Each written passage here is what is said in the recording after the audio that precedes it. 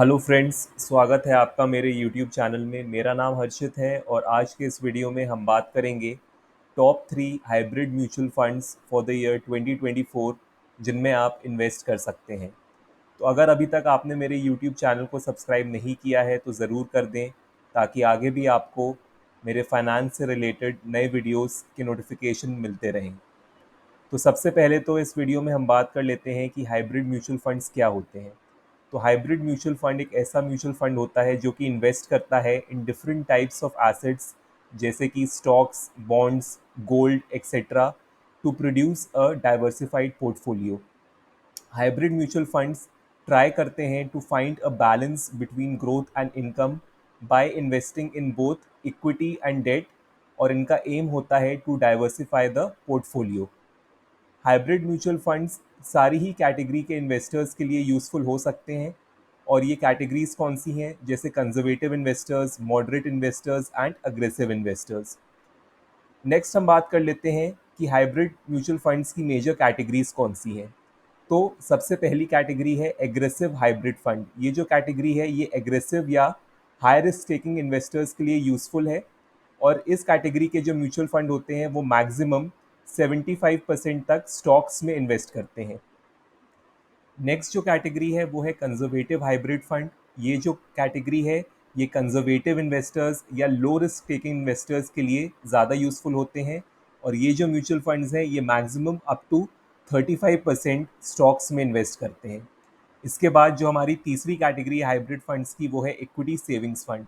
तो equity savings fund वो mutual funds होते हैं जो कि मैक्सिमम 35% तक डेट सिक्योरिटीज़ में इन्वेस्ट करते हैं।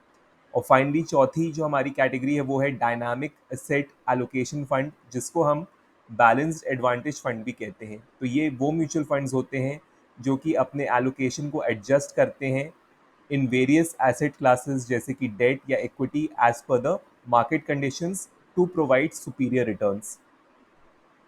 नेक्स्ट हम बात कर लेते हैं कि जो हमने top 3 hybrid mutual fund select किए हैं उनको सेलेक्ट करने का हमारा क्राइटेरिया क्या है। तो जो पहला क्राइटेरिया है वो ये है कि जो फंड परफॉर्मेंस है that should be better than it's benchmark for a period exceeding 3 years.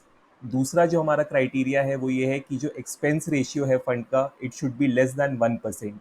तीसरा जो क्राइटेरिया है वो ये है कि AUM यानी कि एसेट अंडर मैनेजमेंट या fund size that should be greater than ₹1000 crore. और चौथा जो हमारा क्राइटेरिया है वो ये है कि age of the fund should be greater than 5 years. Lastly जो पांचवा और आखिरी क्राइटेरिया है वो ये है कि only direct growth plans have to be considered, क्योंकि जो डायरेक्ट ग्रोथ प्लान्स होते हैं ये हमें सुपीरियर रिटर्न्स देते हैं। तो टॉप 3 हाइब्रिड म्यूचुअल फंड्स की लिस्ट में तीसरे नंबर पे जो फंड आता है वो है HDFC का बैलेंस्ड एडवांटेज फंड। इसका फंड साइज लगभग ₹77,000 करोड़ है। एक्सपेंस रेशियो 0.75% है। 3 years annualized returns for monthly SIP 28.38% है। 5 year annualized returns 25.7% है। नेक्स्ट हम बात कर लेते हैं इस फंड के एसेट एलोकेशन की। तो इक्विटी में इस फंड का 58.4% एलोकेशन है। डेट में 27% के करीब एलोकेशन है और अदर एसेट क्लासेस में 14.5% एलोकेशन है। अगर हम बात करें इस फंड की टॉप स्टॉक होल्डिंग्स की, तो सबसे ज़्यादा एलोकेशन HDFC बैंक में है 6% का, कोल इंडिया लिमिटेड में है 3.99% का, NTPC में है 3.45% का, and finally state bank of India में है 3.4% का एलोकेशन। नेक्स्ट हम बात कर लेते हैं इस फंड के टॉप सेक्टर्स की। तो सबसे ज़्यादा एलोकेशन इस फंड का है फाइनेंशियल सेक्टर में लगभग 23% का। नेक्स्ट है एनर्जी सेक्टर में 11% का एलोकेशन। उसके बाद है मटेरियल्स सेक्टर में 4.5% का एलोकेशन और फाइनली ऑटोमोबाइल सेक्टर में 4.3% का एलोकेशन।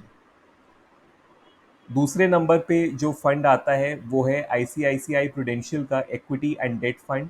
इसका फंड साइज ₹31,196 करोड़ है।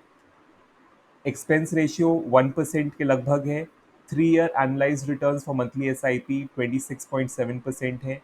5 year रिटर्न्स 26.3% है। नेक्स्ट हम बात कर लेते हैं इस फंड के एसेट एलोकेशन की। तो इक्विटी में इस फंड का लगभग 71.5% एलोकेशन है। डेट में 19.6% एलोकेशन है और अदर एसेट क्लासेस में 8.7% एलोकेशन है।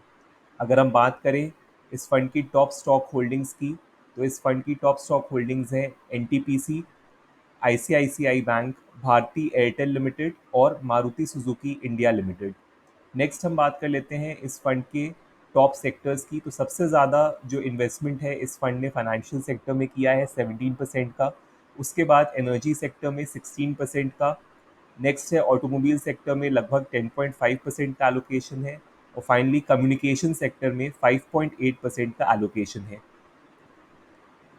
इस लिस्ट में नंबर 1 पे आता है क्वांट का एब्सोल्यूट फंड, जिसका फंड साइज ₹1678 करोड़ रुपीज़ है।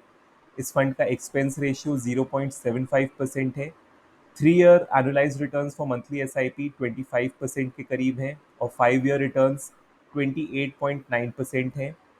अगर हम बात करें इस फंड के एसेट एलोकेशन की, तो इक्विटी में 75.8% का एलोकेशन है, वहीं डेट में 23.6% का एलोकेशन है और अदर्स में काफ़ी कम एलोकेशन है, सिर्फ 0.47% का। अगर हम बात करें इस फंड की टॉप स्टॉक होल्डिंग्स की, तो वो है Reliance industries limited, Jio financial services limited, Adani power limited and Britannia industries limited. Next हम बात कर लेते हैं इस फंड के टॉप सेक्टर्स की। तो सबसे ज़्यादा एलोकेशन इस फंड ने एनर्जी सेक्टर में किया है 22.4% का। नेक्स्ट है हेल्थ केयर सेक्टर में 11.3% का एलोकेशन है। मेटल्स एंड माइनिंग सेक्टर में 10.5% का एलोकेशन है और फाइनली फाइनेंशियल सेक्टर में लगभग 10% का एलोकेशन है। उम्मीद करता हूँ कि आज का वीडियो आपको पसंद आया होगा। अगर वीडियो पसंद आया है तो इसे लाइक करें, अपने फ्रेंड्स और फैमिली के साथ शेयर करें और मेरे यूट्यूब चैनल को सब्सक्राइब करें। बेल आइकन को भी प्रेस करें ताकि आपको मेरे नए वीडियोस का नोटिफिकेशन मिलता रहे। Thank you.